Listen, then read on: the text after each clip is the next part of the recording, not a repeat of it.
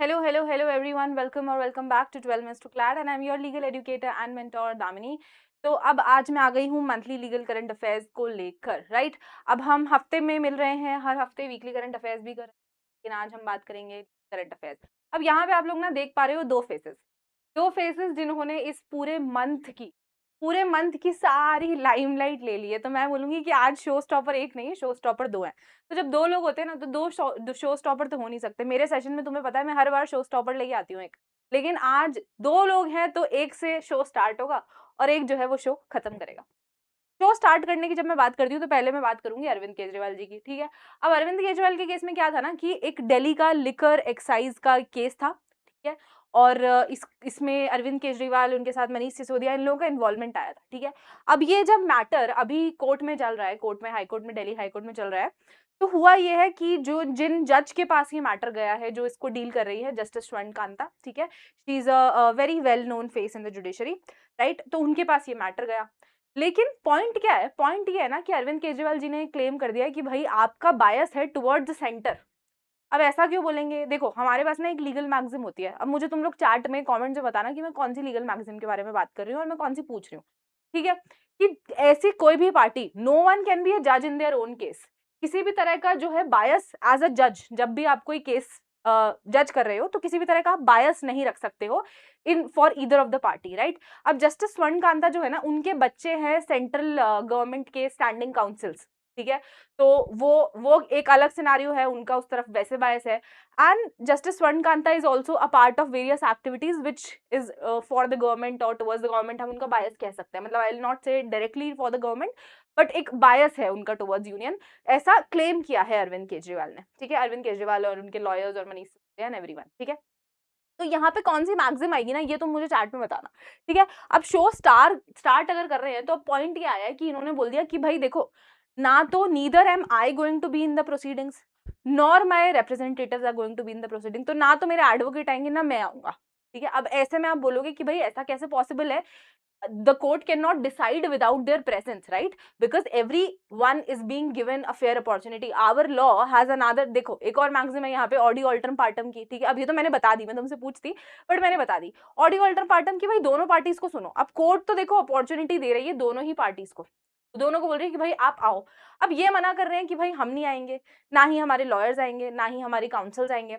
तो इस केस में क्या हो सकता है? इस केस में एक पॉसिबिलिटी ये होती है एक्स पार्टे डिसीजन की। X Partey decision means where the court gives sufficient opportunities to the party to present in the court, to be presented in the court, to come to the court, right? And if they do not come up, then either they are faced with contempt or an ex parte decision is given. ex parte decision होता है जहां एक party की absence में decision दे दिया जाता है।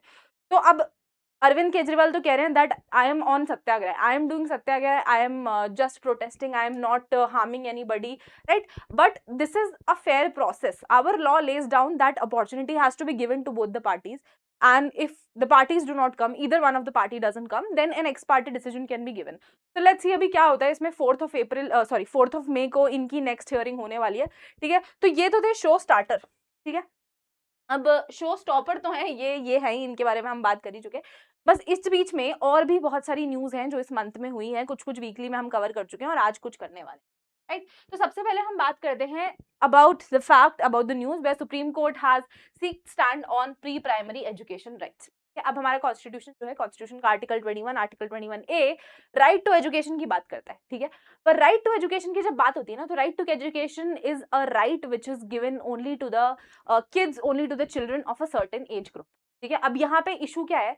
देखो अब ना एक new education national education policy आई है, एनईपी 2020, ठीक है। I am sure you all know about NEP 2020, right. Now NEP 2020 is there which says that early childhood education should be covered under the ambit of right to education, right? Early childhood education, which means pre-primary education for children who are below the age of 6 years, 0 to 6 years वाला जो age group होता है, उनका education is also mandatory, that is early childhood care. और NEP उसको mandate करता है और कहता है कि भाई ये राइट टू एजुकेशन के एम्बिट में आना चाहिए। पर राइट टू एजुकेशन सिर्फ 6 इयर्स के ऊपर और 14 इयर्स के नीचे वालों की बात करता है, 6 to 14 इयर्स की बात हो रही है, ठीक है, आर्टिकल 21A में जो कि ऐड हुआ था, राइट। तो सुप्रीम कोर्ट ने अब 14 अप्रैल को सेंटर और स्टेट गवर्नमेंट्स को बोला है कि भाई आप फ्री और कंपलसरी एजुकेशन प्रोवाइड करने के बारे में आपका क्या विचार है, what you guys think at the pre-primary level. That is what you have to tell us, that is what you have to tell to the court, right? Now why Supreme Court has asked this to the state and to the center? Because all the fundamental rights that are given to us in our constitution, right from article 21 to article 32, which is constitutional remedies, तो हमें इतने सारे rights मिले हैं, they are enforced by the state. The state has the responsibility that nobody's fundamental right should be violated. It's state's responsibility that if at all a fundamental right is violated, it's their duty to make sure that they do justice, right? तो इसीलिए फिर हम writ file करते हैं। तो basically ये negative एक right जो है हमारा, वो एक तरह से ड्यूटी डाल रहा है स्टेट पे। It is the state's duty to ensure that it is given, and that is the reason why Supreme Court is asking centre and state governments, they are not asking private individuals, they are asking centre and state governments, because constitution mandates under article 21 and all of these rights are enforced against the state, which means against the states and the union, again center, ठीक है। so that is the logic। अब ये हुआ क्यों, ये matter आया क्यों? ये मैटर इसीलिए आया क्योंकि एक PIL फाइल हुई ना। PIL is public interest litigation. All those matters, all those things जो पब्लिक इंटरेस्ट में काम करने के बारे में है, ठीक है। नॉर्मली क्या होता है, अगर मेरे साथ कुछ हुआ है, I will go to the court, I will file a litigation, right. Somebody else has faced something, the person will go to court and they will start a litigation, right? But when it's about public interest litigation, it is for the larger interest of public, it is for the wider public at large, ठीक है। which means कि अगर बहुत सारे लोगों को impact कर रही है वो चीज, then one person on the behalf of all of those people can approach the court, right? And this is the same thing that it happened in this case, that has happened in this case, and it is about these policy कि भाई NEP अगर mandate कर रहा है तो वो right to education के ambit में आ रहा है या नहीं आ रहा है, और इसी का क्लैरिफिकेशन सुप्रीम कोर्ट ने सेंटर और स्टेट से मांगा है। Now this petition was urging the court to recognise pre primary education as part of the fundamental rights, because अभी तो नहीं है। तो this petition was filed specifically in the court to urge the court कि भाई आप centre और state को बोलें that please include pre primary education, early child care, early child education, ठीक है, अर्ली चाइल्डहुड वाला, उसको भी इंक्लूड करो आर्टिकल 21 में, क्योंकि article 21 ensures free and compulsory education for all children age 6 to 14 years, जैसा मैंने बोला। तो 0 to 6 वालों को क्या होगा, प्री प्राइमरी एजुकेशन का क्या होगा, जो NEP में मैंडेट है, राइट, NEP जो प्रपोज कर रहा है, ठीक है। तो the plea argued that the early childhood education is a critical foundation and should receive an equal constitutional protection. तो अभी तक ये गैप जो है, इस गैप को आइडेंटिफाई करके इसके अगेंस्ट PIL फाइल हुई है, ठीक है। तो आई होप ये वाली प्रॉब्लम क्लियर हो गई हो कि ये इशू क्या है, right. This understanding this issue is very important. यहाँ पे NEP के बारे में बात हो रही है, यहाँ पे आर्टिकल 21 के बारे में बात हो रही है, यहाँ पे प्री प्राइमरी एजुकेशन के बारे में बात हो रही है, जो कि NEP में दी हुई है पर कॉन्स्टिट्यूशन उसको मैंडेट नहीं कर रहा है, ठीक है। तो किस तरह से लोगों को मिलेगी? अब प्राइवेट स्कूल्स तो कर देंगे मैंडेट, ठीक है, प्राइवेट स्कूल्स तो अपने पास एडमिशन ले देंगे, but what about the people who can not afford, what about the people who can not go to the private schools? What of the people who are completely relied on the state education, on the education provided in the government schools, right? So that is why it's important to implement this thing particularly, right? And this is the reason why this PIL is very important, okay? So this article 21A was introduced by 86th Constitutional Amendment Act in 2002, okay? So 2002 से पहले education was not a fundamental right.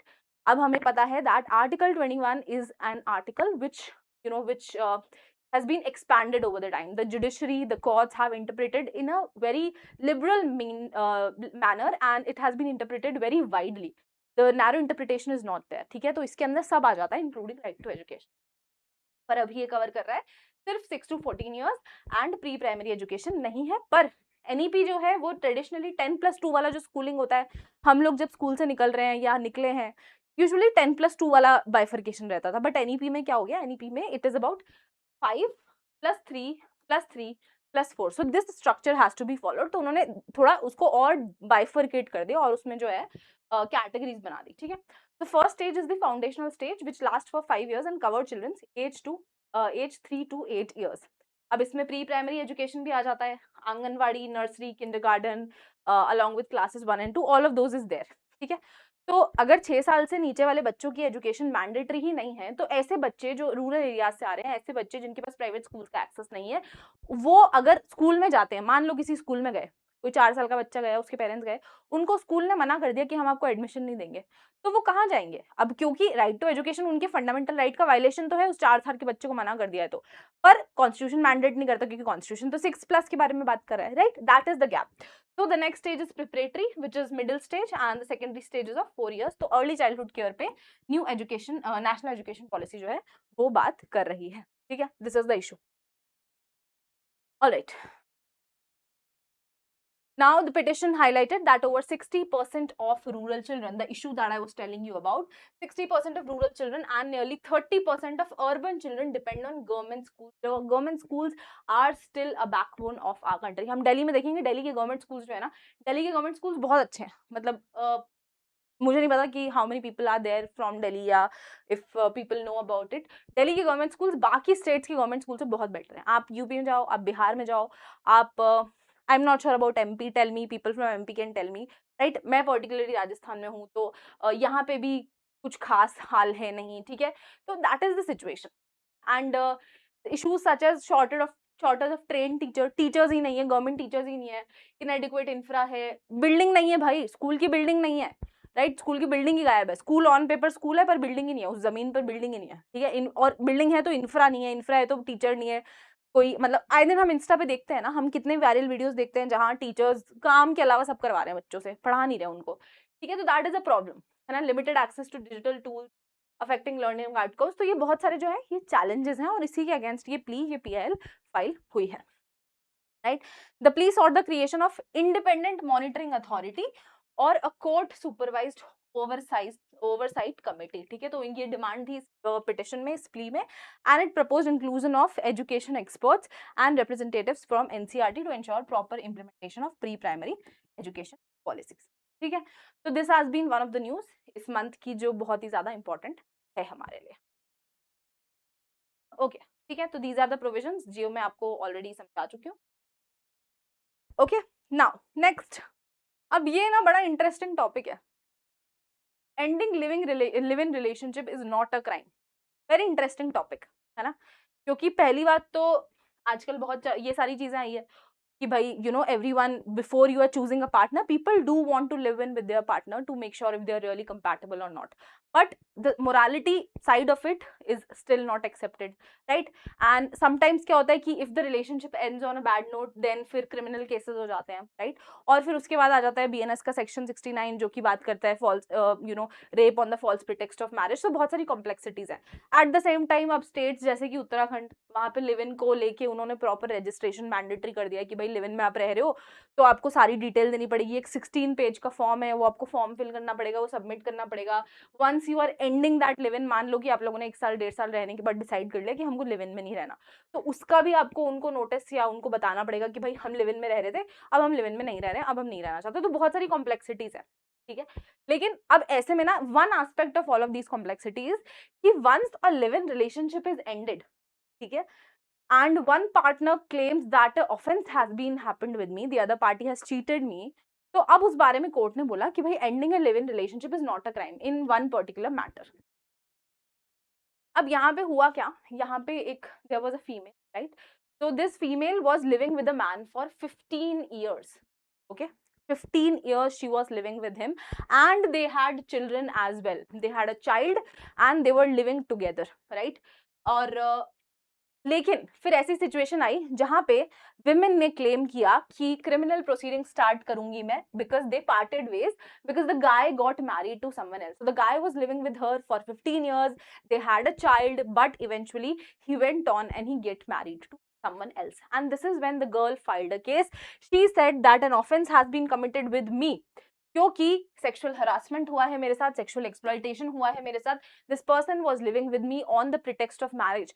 He was physical with me on the false pretext of getting married. So now this person has to go to the jail because he has cheated me, he has exploited me, he has harassed me, right? So that is what she had claimed. Now the relationship was voluntary, the relationship was consensual, right? तो court ने बोला कि भाई sexual assault और sexual exploitation तो apply ही नहीं हो सकता, मतलब एक पार्टी ने अगर जो मैन है he wanted to end the relationship, he did for whatever reason, right? हम उसमें नहीं जाएंगे कि भाई शादी करने के लिए उसने एंड करा या आप लोगों की बन नहीं रही थी इसलिए उसने एंड किया, हमको इस बात से कोई मतलब नहीं है, ठीक है? क्योंकि आप लोग वॉलंटरी रिलेशनशिप में 15 साल से थे, आप कंसेंशुअल रिलेशनशिप में 15 साल से थे, तो ये तो कहीं पर भी इशू नहीं आ रहा है कि भाई किसी गलत प्रिटेक्स्ट पे आप उसके साथ थे, ठीक है? बट और फिर कोर्ट ने ये भी बोला कि once a person walks out of a consensual live in relationship it does not automatically become a criminal offence. The जजेस said there was no legal binding similar to marriage in such relationship. अगर आप लोग married होते तो फिर marriage laws के हिसाब से हम गवर्न करते, पर अब आप लोग मैरिड नहीं हो तो हम मैरिज के हिसाब से इसको देख ही नहीं सकते। You guys were two consenting adults, you were living together, you had children, you didn't have children, that was all your call.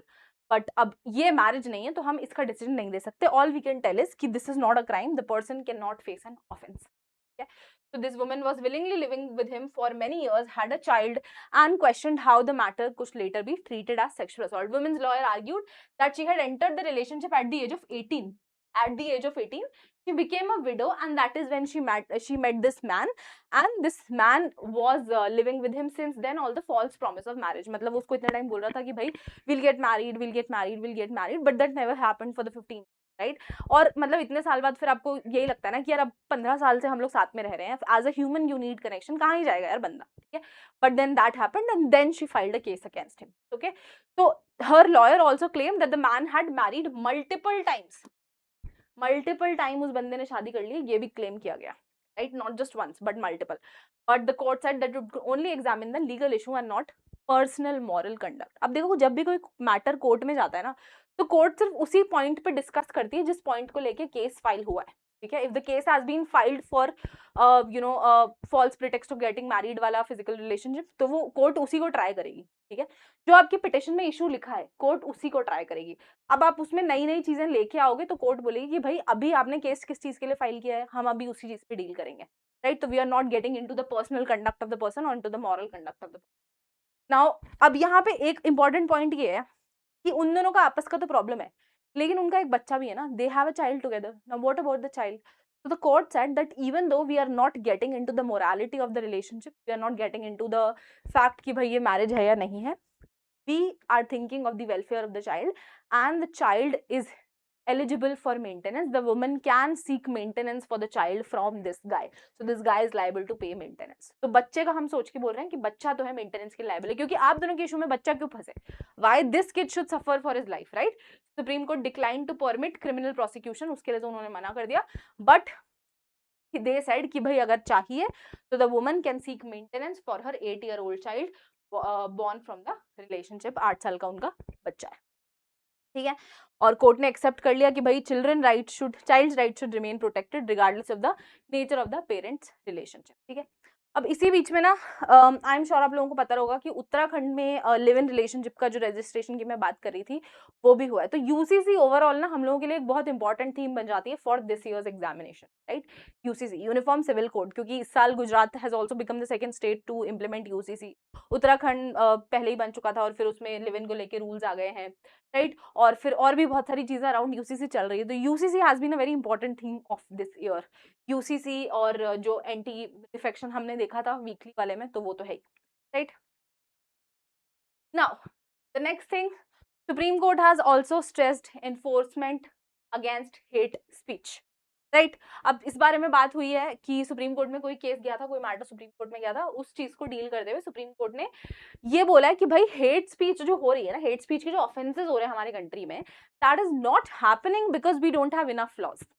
That is happening because we are not implementing the laws properly, something which common man has been saying for very long time now, right? Supreme Court has also said that. Supreme Court has observed that stronger enforcement of existing laws rather than the creation of new laws is essential to tackle hate speech and hate crimes in India. So it's important to implement them better. आप कितने ही नए law ले आओ, हमें उनकी जरूरत नहीं है, जो है उनको अच्छे से इंप्लीमेंट करो, ये बोला सुप्रीम कोर्ट ने, right? Supreme Court stated that such offence continue to disturb social harmony because of weak implementation and delayed police action. Legal provisions की कमी नहीं है हमारे पास, राइट? ओके। तो this happened when court was hearing a case related to hate speech, rumour mongering, communal violence, है ना, बहुत ये सब बहुत हो रहा है हमारी कंट्री में आजकल कुछ सालों से, ठीक है। तो ये बात हो रही थी and the bench said that hate crimes continue to cause violence and social unrest which we all can see, ठीक है। तो प्रॉब्लम ये नहीं है कि हमारे पास प्रोविजंस नहीं है, क्योंकि प्रोविजंस तो हमारे पास बहुत है। सम ऑफ देम आर दीज, ठीक है। अब ये एक और भी थे, एक पेज में इतने ही आ पाए हैं, ठीक है। तो आर्टिकल 19(1) है freedom of speech, which is again आपको बताता है कि आपको क्या बोलना है। आप बोल सकते हो कुछ भी, लेकिन आप रीजनेबल रेस्ट्रिक्शन के साथ ही बोलोगे। अगर ऑनलाइन कोई मैटर चल रहा है हेट स्पीच का, कोई ऐसी चीजें जो वायलेंस इंसाइट कर दी है, वो आईटी एक्ट से डील हो जाएंगी। आईटी एक्ट 2009 ए सेक्शन है, 67 है ऑब्सीन कंटेंट को लेके, इंटरमीडिएट गाइडलाइन रूल्स है आईटी के, सोशल मीडिया रेगुलेट करते हैं जो, ठीक है। डेफेमेशन से रिलेटेड हमारे पास ऑफेंस है, इसके प्रोविजंस है, criminal intimidation, public nuisance, statement causing public Mystique, ठीक है। बीएनएस के एनमिटी को प्रमोट करने वाले, ऐसी चीजें जो एनमिटी प्रमोट करती है उनको ऑफेंस बताया गया है बीएनएस के अंडर, ठीक है। और ऐसे स्टेटमेंट जो हार्म करते हैं unity and integrity of India को, इतने सारे हमारे पास ऑफेंसेस हैं। तो भाई प्रॉब्लम कहाँ आ रही है? अगर इतने ऑफेंसेस के बाद भी, अगर इतने सारे रूल्स, इतने सारे रेगुलेशंस के बाद भी आप ऐसी चीजें नहीं रोक पा रहे हो, then this is clearly a problem of the enforcement mechanism. भाई लॉ कितने बन जाएंगे, कितने ही आप तुम हजारों लॉ बना लो, इन्फोर्स उनको सही से नहीं कर पा रहे, then what's the point? That is what the supreme court has said this month. Okay, चलो now let's move to next one, right. अच्छा, नेक्स्ट वन से पहले ये पूरा फैक्ट है, if you guys want you can take the screenshot of it. Basically it's about कि भाई क्या होता है, क्या प्रॉब्लम होता है इसकी वजह से, और पुलिस ऑफिसर्स को क्या करना चाहिए, क्या कर सकते हैं, right. All of that is there, if you want you can take the screenshot for this. Okay, right. And then Punjab में एंटी सेक्रिलेज लॉ का जो ऑलरेडी उनका एग्जिस्टिंग एक्ट है, उसको लेके एक अमेंडमेंट भी आया है, अभी टेबल हुआ है, राइट। तो एंटी सेक्रिलेज लॉ बेसिकली जो Punjab, so the religion, the Sikhism as a religion, they believe in Guru Granth Sahib, right? They believe in Guru Granth Sahib. I'm sure everybody knows that, right? And India is a very wide, as a very big, very secular country, so we have people from all the religions. Like, so one of the major religions that is in India is Sikhism, right? तो पंजाब में अब आम आदमी party की government है and the chief minister है भगवंत मान। उन्होंने एक अमेंडमेंट जो है उसको एक अमेंडमेंट जो टेबल हुआ है, और अभी वो चैलेंज भी हो गया, बाय द वे अमेंडमेंट है ना, वो अमेंडमेंट चैलेंज भी हो गया कोर्ट में, उसको लेके चैलेंज भी आ गया, ठीक है। तो एक अमेंडमेंट बिल टेबल हुआ था अप्रैल 11 को, और फिर वहां विधानसभा कन्वीन हुई, 13 को वो अप्रूव हो गया, और गवर्नर का असेंट मिल गया 17 और 18 को, ठीक है। तो विद इन अ वीक ये जो अमेंडमेंट है ये पास हो गया। बट अभी फिर उसके बाद लोगों ने बोला चालू किया कि यार अमेंडमेंट ऐसे कैसे पास हो गया, प्रेसिडेंट का असेंट नहीं चाहिए क्या? तो भाई क्लियर सी बात है, स्टेट लॉ में है ना अमेंडमेंट, प्रेसिडेंट की जरूरत नहीं है। यहाँ पे गवर्नर ने अप्रूवल दे दिया, that is enough. Governor in an state is equivalent to president at the national level, at the union level, ठीक है। तो ये लॉ फोर्स में आ गया था। अब ये बेसिकली इशू ये है ना कि मैं बताती हूँ इसमें क्या है। तो amendment act defines sacrilege as any wilful and deliberate act comment with the intent of desecration including physical damages. तो जो गुरु ग्रंथ साहिब है, गुरु ग्रंथ साहिब की जो कॉपीज हैं, उनके साथ किसी तरह की छेड़खानी ना हो, उनके साथ किसी तरह का मतलब उनको डिफेस ना किया जाए, बर्निंग, थेफ्ट, टीयरिंग, ये सारी चीजें ना हो। स्वरूप, उसको स्वरूप बोलते हैं, ठीक है, उनको स्वरूप बोलते हैं। तो उन चीजों के साथ ना किसी भी तरह की जो है एक कहते हैं ब्लास्फेमस चीजें ना हो, गलत ना हो, क्योंकि वो रिलीजियस सेंटिमेंट्स को हर्ट करता है, दैट पर्टेन्स टू रिलीजन, ठीक है। और इंडिया में सबके पास रिलीजियस सिस्टम है, राइट। किसी भी तरह से, ना तो रिटन या स्पोकन वर्ड से, साइन से, जेस्टर से, किसी भी तरह से आप नहीं उसको उनको वो कर सकते हैं, डिमीन कर सकते हैं, ठीक है।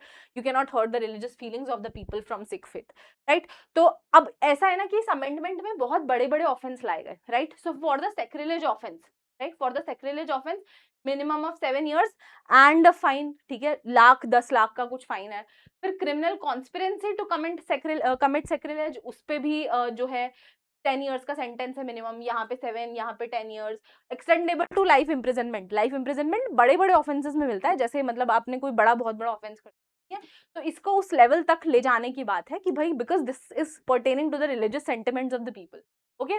और attempt to commit sacrilege carries a sentence of 3 to 5 years, right. तो ये सारी चीजें इस बारे में यहाँ पर अमेंडमेंट जो है वो आया है। लेकिन इसको क्या है, फिर चैलेंज भी किया गया, मतलब कुछ लोगों ने इसके अगेंस्ट पिटीशन फाइल की कि भाई आप इतना बड़ा ऑफेंस कैसे बना सकते हो ना इसमें, तो there was this person who from Jalandhar, he before the Punjab and Haryana High Court has sought the quashing of the act. ठीक है, उन्होंने बोला है कि life imprisonment provision is particularly for criminal law. ठीक है, तो आप क्रिमिनल लॉ के बराबर का जो, जिसको हम कह सकते हैं कि पनिशमेंट जो है वो कैसे दे सकते हो, this is too much, right. And it is also subject on the concurrent list under the 7th schedule. ठीक है, and therefore raises question about the extent of the state exclusive competence to legislate in this matter। अब इसमें क्या decision देगी court वो अलग बात है, राइट। तो बेसिकली यहाँ पे बहुत सारे कॉन्स्टिट्यूशनल कंसर्न्स है। यहाँ पे आर्टिकल 25 के बारे में बात होगी, यहाँ पे freedom of speech and expression के बारे में बात होगी, यहाँ free profession practice propagation of religion के बारे में बात होगी, डिसेंट के बारे में बात होगी कि भाई लोग डिसेंट कर सकते हैं नहीं कर सकते हैं, स्टेट क्या कॉन्करेंट लिस्ट पे किस हद तक लॉज बना सकती है नहीं बना सकती, अमेंड कर सकती है नहीं कर सकती है, right. So all of those things are there in this particular thing, right.